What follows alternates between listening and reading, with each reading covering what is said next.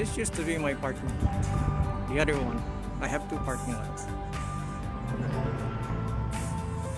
Hey! Ganon.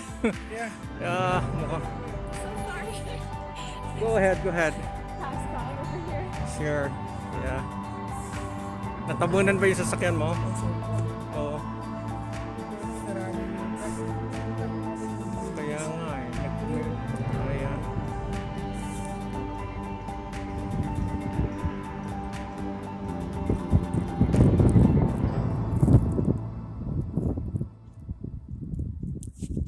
Babalik ako. Hindi ko kaya to ha. Look at my car.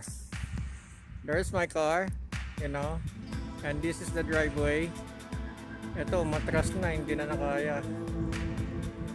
Okay. So, this is my neighborhood. And look what happened here. Everybody's waiting for the snow cloud to come in. But, look, ganong kalalim ito. So, babalik ako. I cannot do this now. I have to wait for the snow cloud first bago mangyari to. This is the biggest snowstorm here in Canada at 2022. So, hindi pa nga ako nakakalabas ha. Nandito pa lang ako sa premises ng aming new apartment. No? Pero look at this snow. This is awesome.